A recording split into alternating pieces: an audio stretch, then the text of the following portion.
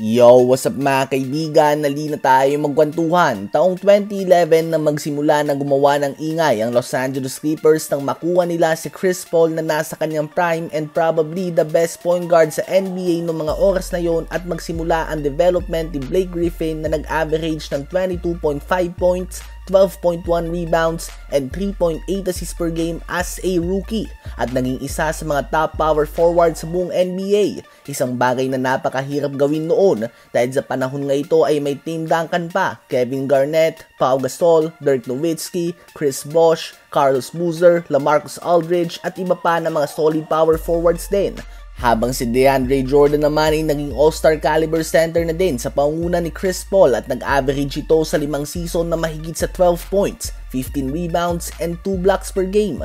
Samahan pa ito ng mga solid role players sa tulad nila 6-man player of the year Jamal Crawford, sniper JJ Redick, Darren Collison, Matt Barnes, Lamar Odom, Caron Butler, Paul Pierce, Chauncey Billups, Lou Williams, Hedo Turkoglu, Danny Granger, Josh Smith, Lance Stevenson, Wesley Johnson, Luke Mbahamute, Austin Rivers, Maurice Spates, Raymond Felton, Brandon Bass at madami pang iba.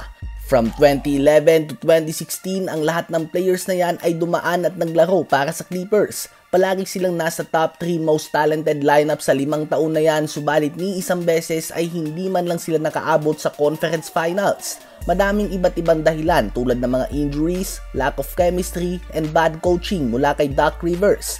Matapos ang 5-year span na ito ay nanatiling malakas ang lineup ng Clippers. Subalit nag-move on na din nga sila sa Blake Griffin era at dumating ang panahon ni Kawhi Leonard at Paul George, kung saan sa panahon nila dito ay palagi din silang may super team at napunta sa kanilang lineup sila Russell Westbrook, James Harden, John Wall, Rajon Rondo, Marcus Morris Sr., Lou Williams, Montrezl Harrell, Patrick Beverley, Ivica Zubac, Terrence Mann, Landry Shamet, Serge Ibaka, Nicolas Batum, Reggie Jackson, DeMarcus Cousins, Eric Bledsoe, Robert Covington, Norman Powell, Mason Plumlee, Luke Kennard, Ben Simmons, Mo Bamba, Chris Dunn, Bones Hyland, PJ Tucker at iba pa na posibleng nakakalimutan ko lang.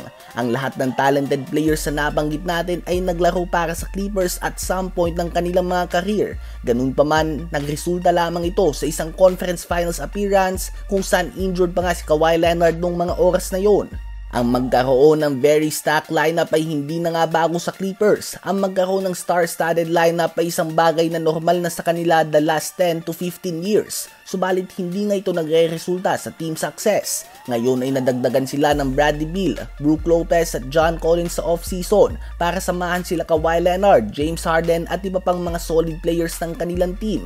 Ganun pa man ay hindi na naniniwala ang mga fans sa Clippers at hindi tiwala ang madami na abot ito sa conference finals kahit na may talent sila as individual players na top level kumpara sa ibang mga teams. Ano ba ang masasabi nyo tungkol dito? Sa palagay nyo ba ay magkakampiyon ngayon ng Clippers?